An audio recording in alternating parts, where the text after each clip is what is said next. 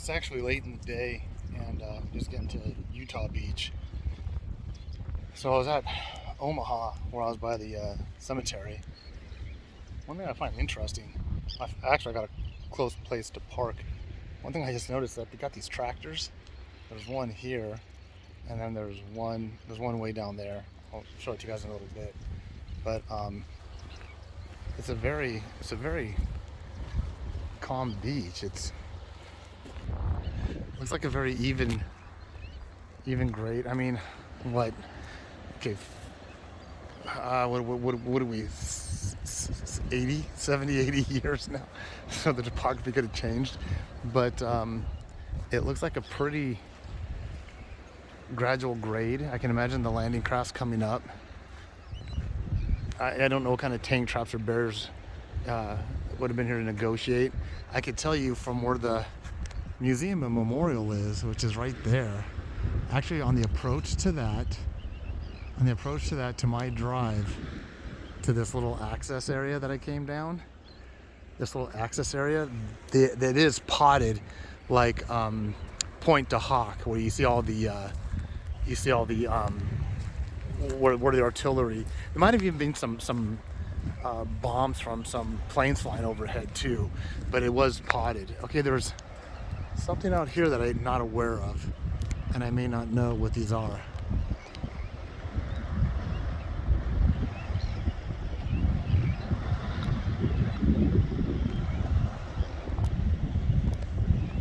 They kind of look like a landmass.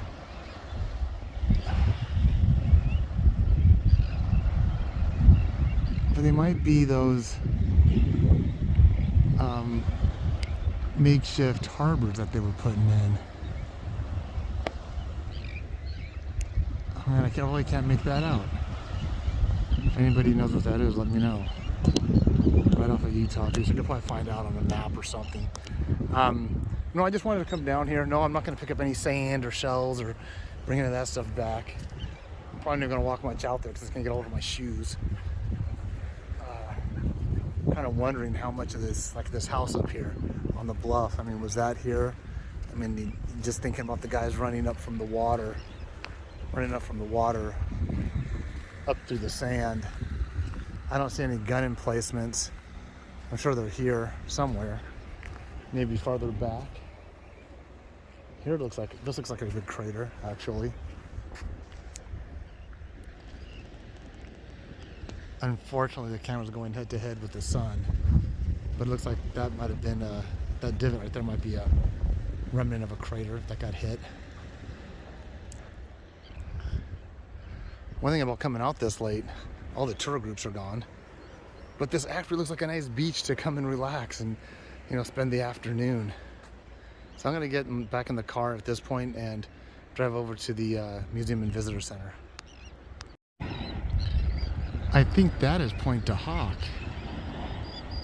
I think it is, because I can even think, if you look at the very tip, I can't zoom in any more than this, but if you look at the very tip, center screen, you can almost see like that gun emplacement on top.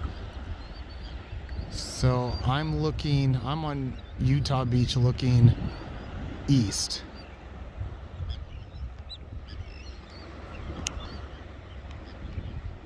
Yeah, I think that might be Point to Hawk, where I was at yesterday.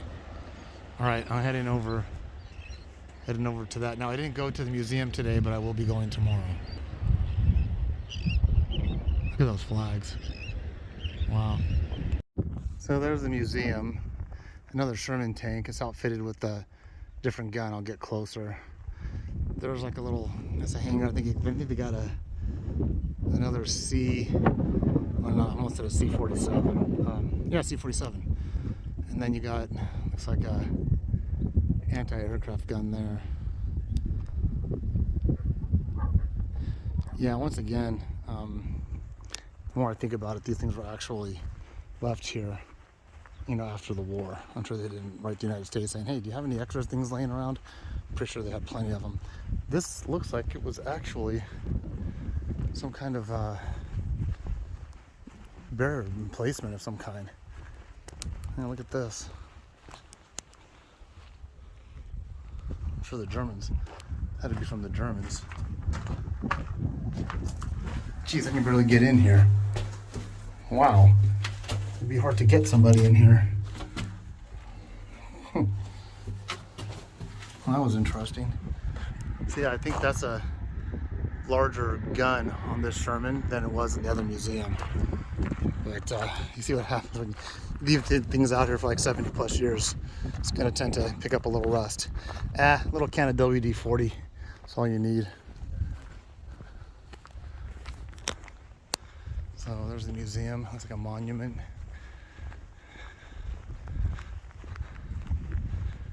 Then I'm gonna be heading up there.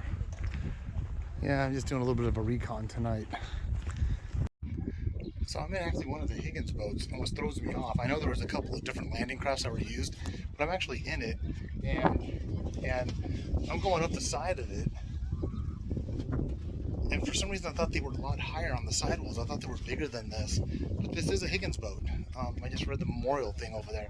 So I'm 6 foot tall, and it's right up to my shoulders. I mean, I guess in the movies now they're kind of crouching down for cover or something, but they're not. This is the first time I've ever seen, that I can remember, that I've seen a Higgins boat. That's a memorial to him right there. That's not Henry Higgins, not from My Fair Lady, different Higgins.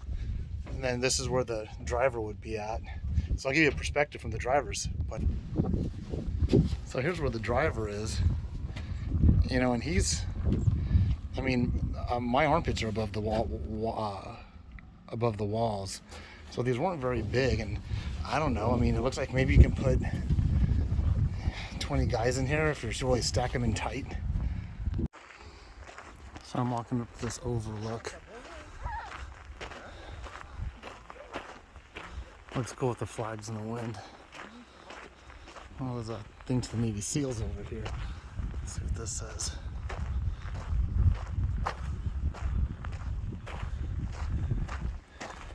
The Navy SEAL thing on the right. In honor of the first combatants of Operation Neptune on Utah Beach, June 6, 1944, including Petty Officer First Class Angelos Chattis, U.S. Navy Combat Demolition Unit Frogmen. 6 sailors gave their lives and 11 were wounded in support of clearing the beach obstacles for the U.S. Army 4th Infantry Division.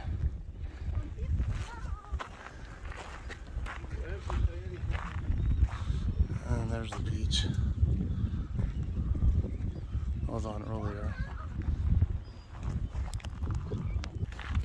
So many memorials. And this one has like the ship's names.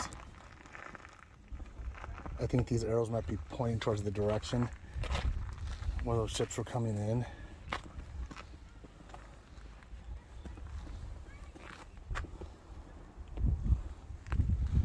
This thing here, let me back up. This thing here looks like, I don't know, this was originally here. Well, it looks pretty old. It doesn't look American, so I'm guessing that it was. It looks like an anti-aircraft gun, actually.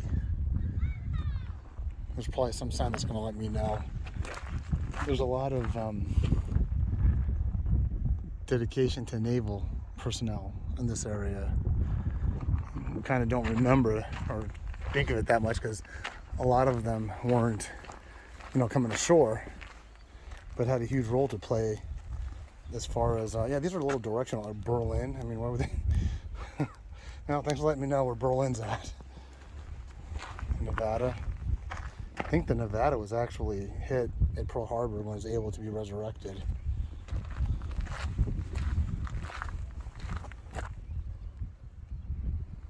So, sun's going down. Yeah, I think I'm on top of one of the gun bunkers, one of the German gun bunkers, because there's a stairway. Yeah, there is. I'm gonna go down these stairs. So this is the area I just left on that plateau. And I don't know if this is open, but it surely now looks like some kind of bunker. 4th Infantry Division. 27 April 1944, off the coast of Slapton Islands.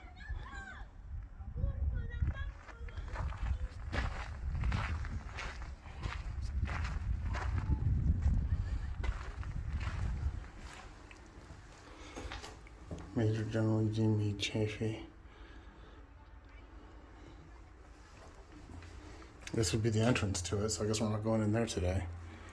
Of course, I gotta try to see if it opens, right? Nope. Yeah, this was a German bunker or some kind of gun emplacement. And like my daughter Olivia said, read the signs, Dad, read the signs. Referring to getting on the right trains, actually. But this German fortification was captured from the enemy 6 June 1944 and used by the 1st Engineer Special Brigade as the headquarters from which to direct beach operations during the landing of American forces on this beach. On the walls of the emplacement are inscribed in tender remembrance the names of our comrades who gave their lives to ensure freedom and justice throughout the world. There's 2 other signs, but they're all in French.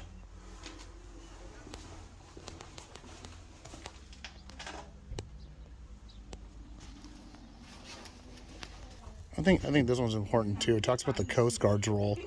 Dedicated the 6th day of June 1994 to the members of the United States Coast Guard who participated in the initial invasion of Normandy on D-Day, especially to those who gave their lives here, and to all the United States Coast Guard forces who served worldwide on land, sea, and air during World War II. The nations of the world shall long remember Normandy, the United States Armed Forces, their allies, and the cost of freedom at this place. The United States Coast Guard motto is, as always, Semper Paratus, always ready. Actually, I'm not joking. I think that's the Boy Scout motto too. And then the Marine Corps motto is Semper Fidelis, always faithful. So I've seen this in a lot of the patches. I've never seen it before, but it's to the 90th Infantry. 90th Infantry. I don't think that was a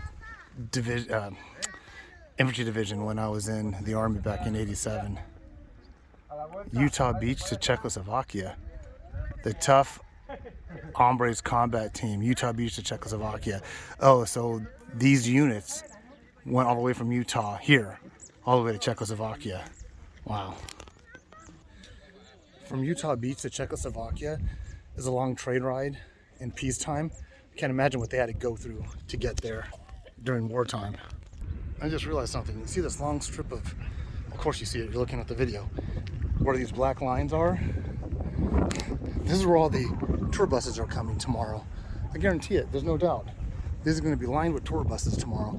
So I'm kind of glad I came out here this late. I was able to check this out. Got some good camera shots. I think I got, some really good sunlight too. This is definitely a closed off entrance to another bunker. There's the other one I was just at up there.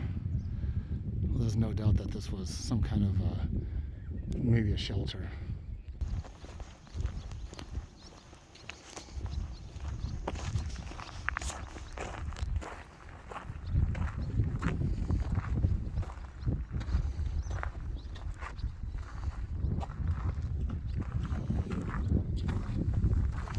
This guy leading off has a M1 Grand. There's his bayonet. The guy behind him has a bar, a Browning automatic rifle. And the guy behind him has a Thompson submachine gun.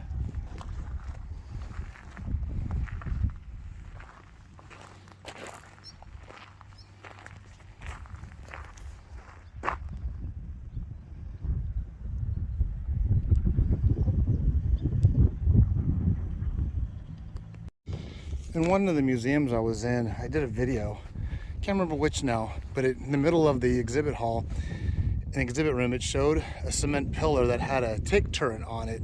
Now I knew of these from a book I read that was recommended to me before I came out here from a friend. What had happened was once the Germans occupied France, they took the turrets off the turret, the top part of the tank that fires the munitions. They took them and they made these cement little fighting positions. And this one's kind of off the beach a little bit. I mean, the beach is over there, but these were probably like secondary fighting positions.